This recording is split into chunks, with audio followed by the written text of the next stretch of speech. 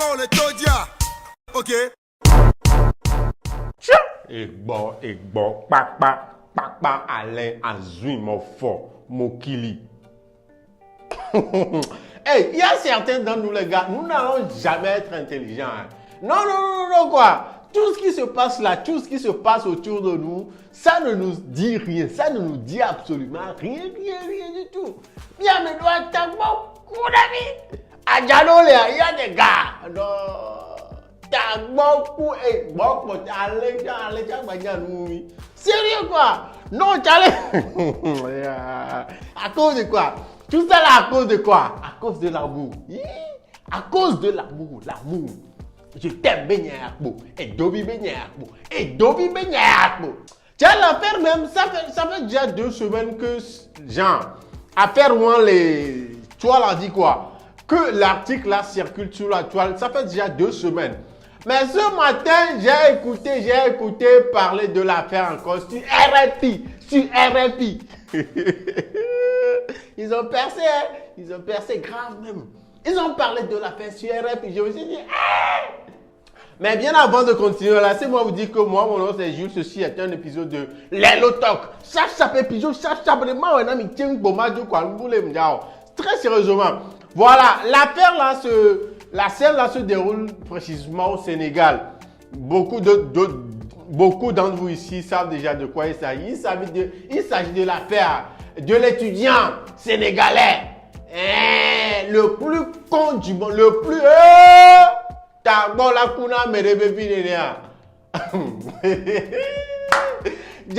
Le gars, sa copine, je ne sais pas ce qu'elle a, ce qu'elle n'a pas, l'arrangement qu'ils ont eu à avoir. Et puis, le gars se lève pour aller passer l'examen de bac à la place de sa copine. Oui, tu te souviens maintenant, non? Oui, tu te souviens que tu as lu ça quelque part toi aussi? Oui. Ta copine, pas ta femme, ta copine. Ta copine qui peut te bras demain. La copine, qui peut te laisser à tout moment pour donner un gourmet très lourd. Pour te donner un gourmet vraiment à haut volume. Tu es parti passer le bac à sa place.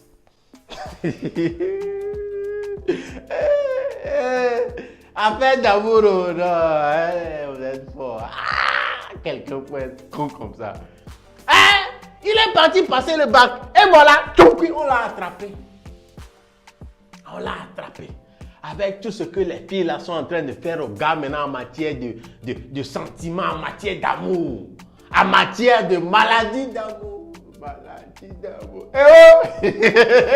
Gourmet serré, à haut volume. Gourmet dur. Gourmet loud. Si le loud speaker. Il y a un gars qui a passé 9 mois dans le ventre de sa maman.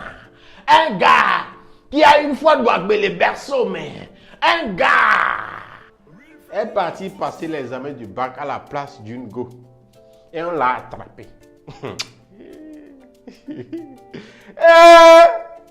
Allez bien. Puis bien, ce qui m'a tellement énervé, c'est la façon dont même on l'a attrapé qui m'a énervé. Et ça m'a tellement encore fait mal. Je vais vous lire un peu, comment il s'est fait attraper même. Je vais vous lire un peu comment on l'a attrapé. Tiens, vous n'allez pas croire. Je cite, écoutez très bien, lisez bien, regardez un peu. On dit une surveillante très vigilante l'a démasqué alors qu'une partie de son soutien-gorge désiré laissait clairement transparaître sa morphologie masculine. On s'est foutu comme je relis encore. Une surveillante très vigilante l'a démasqué alors qu'une partie de son soutien-gorge désiré laissait clairement transparaître sa morphologie masculine. En d'autres termes, ça veut dire que même masqué, regardez la photo de la personne même. Quand il s'est déguisé là, il a mis soutien-gorge. Tu t'en vas déguiser, tu t'en vas te déguiser en femme. Faut utiliser de bons trucs dans ta copine là. Et moi, pour les gars qui ont même soutien-gorge, c'est désiré sur elle quoi. Tous les soutiens-gorge qu'elle a sont désirés. Et tu es parti porter soutien-gorge désiré. Et à travers ce soutien-gorge désiré là, c'est par là on t'a attrapé. Hein? Ça veut dire peut-être que au niveau où le soutien-gorge est désiré là, il y a ta poitrine, les poils de ta poitrine qui se font voir. Et c'est par là on t'a attrapé. Soutien-gorge désiré, tu t'en vas te... S'il était là, j'allais tout me dire, non, et bien sans savoir que là, nous réveillé quoi. Elle m'a activé sans savoir que le terminer quoi. Hein? Donc toi, tu t'en vas, mais le point de quelqu'un peut être con. Un étudiant, il est con ce point. Tu t'en vas porter soutien-gorge déchiré encore pour te déguiser. Et c'est par cette déchirure de ton soutien-gorge là qu'on t'a attrapé. Qu'on a peut-être vu les poils de ta poitrine.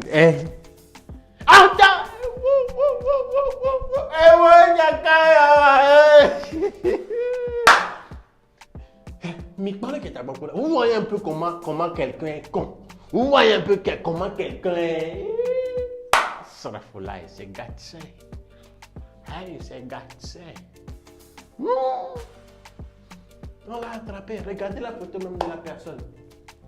Quand tu regardes la personne même, quand tu regardes sa photo même, genre, on n'a plus besoin de te dire que ce gars-là, c'est un con. C'est quelqu'un. Genre, on n'a plus besoin de trop parler quoi avant que tu ne saches que c'est...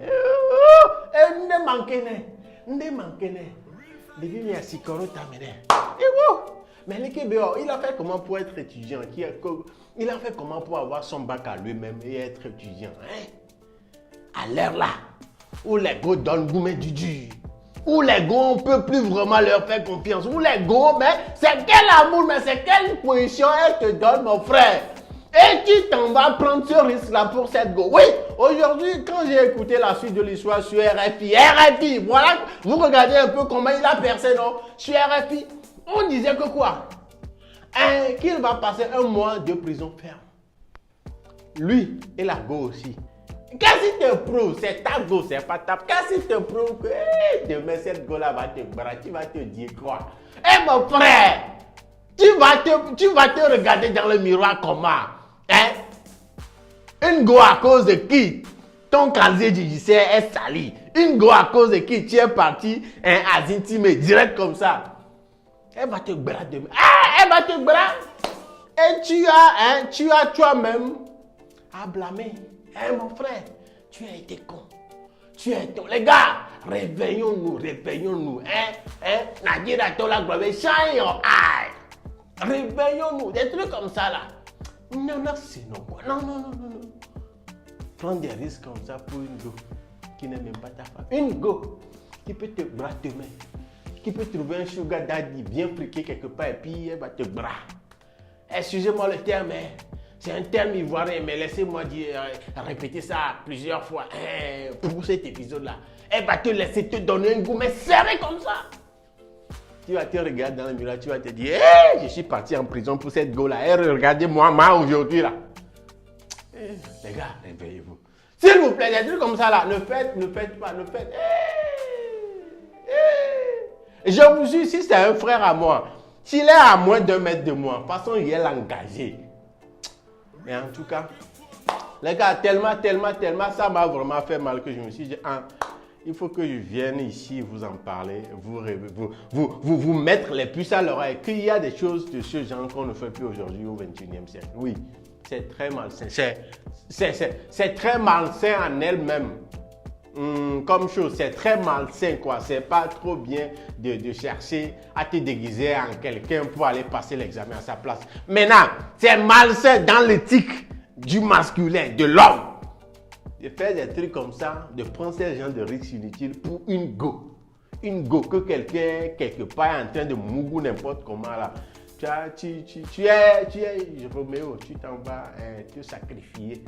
Réveillez-vous. Les gars, je n'ai pas trop parlé. C'est juste de ça que je voulais vous... mais dites-moi, à ta place, ton frère, supposons que c'est ton frère. Qu'est-ce que tu as à lui dire? Dites-moi. Laissez ça en commentaire. Si c'était ton frère, ton grand frère ou ton petit frère, tu lui aurais dit quoi de son retour de la Maca? De son retour d'Azitime, tu vas lui dire quoi? Laisse ce message-là, ce que tu vas lui faire ou bien tu vas lui dire, laisse un commentaire, on va lire. Les gars, c'est ce qui nous ramène à la fin de cet épisode de Lelo Talk. Je m'appelle Julien Kiyangzok. Je vous donne rendez-vous au prochain épisode. N'oubliez pas, abonnez-vous à ma chaîne noire et le GoPro d'amis. Les gars, allez, prenez soin de vous, c'est le week-end, profitez-en. Ciao. Ok.